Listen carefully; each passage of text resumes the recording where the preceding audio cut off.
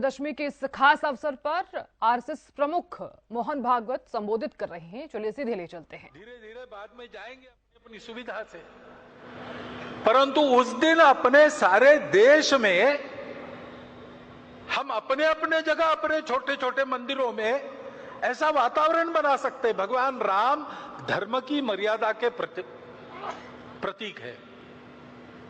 समाज में सब लोगों को अपनाने वाले भगवान राम थे।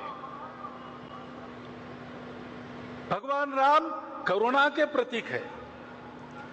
इन सब बातों को ध्यान में रखते हुए ऐसा आत्मीयता का, सर्वसमावेशकता का, समरसता का, प्रेम का, स्नेह का वातावरण, धार्मिकता का वातावरण सर्व देश में बने, ऐसे छोटे छोटे कार्यक्रम अपने जगह पर तो हम कर ही सकते हैं। परंतु ये सारे प्रसंग भारत का एक अमृत काल देखने का सौभाग्य हम सबको मिला है और इसलिए शताब्दियों की संकट परंपरा को पार हमने किया है और हम आगे बढ़ रहे हैं, ऐसा ध्यान में आता है। हमने सदाचार अहिंसा की शिक्षा देने वाले भगवान महावीर जी का 2550वां वर्ष हम संपन्न कर रहे हैं। हिंदवी स्वराज्य के संस्थापक छत्रपति शिवाजी महाराज, इनका 350वां वर्ष हम संपन्न कर रहे।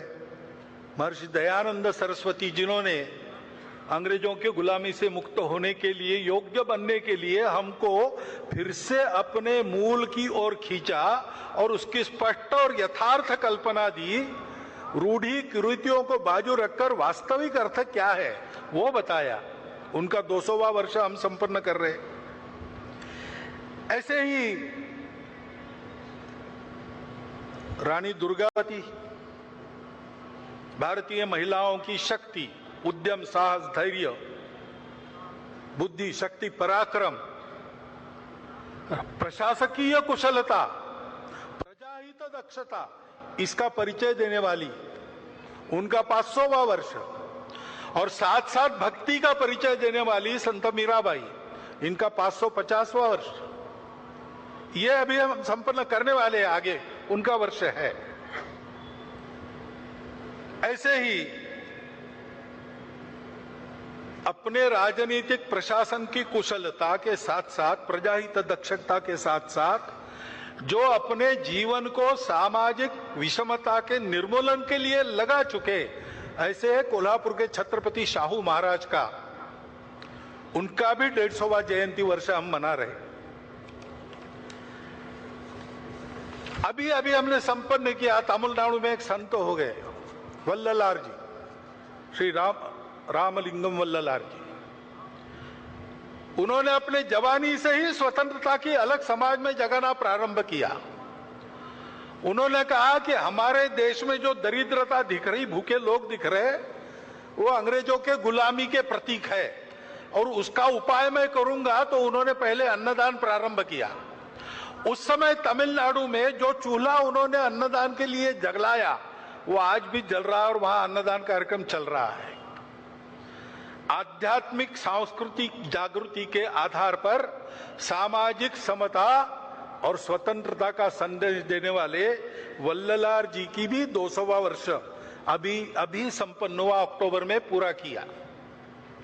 इन सब महापुरुषों के द्वारा हमको ये संदेश मिलते हैं सामाजिक समरसता के, स्व के गौरव के, अपने परंपरा के, दुनिया को देने के लिए हमारे पास क्या क्या है उसके। जैसे हमारे प्रमुख अतिथि जी ने उल्लेख किया, हमारे हर बात में हमारा स्व है, संगीत में है, अन्न में है, सारी बातों में है। उसको दुनिया को देने का समय आ गया है और इसलिए उस स्व का गौरव धारण करके, स्व के आधार पर देश का एक यशस्वी जीवन खड़ा करके बताना संपूर्ण दुनिया को, ये हमारा कर्तव्य बनता है। और उसके साथ साथ वो आज के विश्व की आवश्यकता भी है। आज का विश्व 2000 साल सुख की खोज में अनेक प्रकार के प्रयोग करके थक गया और वो कहता है कि हमको रास्ता चाहिए, क्योंकि विश्व में अनेक समस्याएं जिनका हल उनको नहीं मिला। स्वार्थ और कट्टरपन के चलते कलह चलते हैं, उसका कोई हल नहीं दिख रहा। विश्व ने प्रयास किया सबको एक रंग में घोलने का, सब में यूनिफॉर्मिटी लाने का, एकरूपता लाने का। वो यशस्वी हो नहीं सकता, क्योंकि सृष्टि बनी है विविधता, वो विविध ही रहेगी। विविधता में एकता कैसे आएगी, उसका कोई आधार उनके पास नहीं है। और इसलिए स्वार्थ तो रहता ही है, कट्टरपन भी रहता है, उसको चलते एक उन्माद पैदा हो जाता है, अहंकार पैदा हो जाता है, उसके संघर्ष चल रहे। स्वार्थों के टकराव और अतिवादिता के कारण युद्ध चलते हैं, उसका कोई उपाय नजर नहीं आता। प्रकृति विरुद्ध जीवन शैली, जीवन में स्वैरता, अनिर्बंध उपभोग, आत्यंतिक व्यक्तिवाद, अमर्याद शोषण, अधूरी दृष्टि के कारण उपजने वाले ये सारे दोष है। उसके चलते जो समस्याएं पैदा हुई है पर्यावरण की वगैरह, विश्व को उसका रास्ता नहीं दिख रहा है और उसकी भी अपेक्षा है कि भारत रास्ता दिखाए। भारत को अपने देश में इन समस्याओं का निराकरण करके रास्ता दिखाना होगा। अपने देश में भी ये समस्याएं है, बड़ी बात नहीं।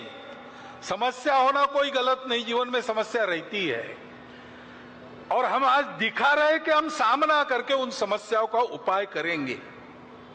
हमारे यहां भी रहती है समस्या, पर्यावरण की समस्या हम देखते हैं, संकट हम पर भी है।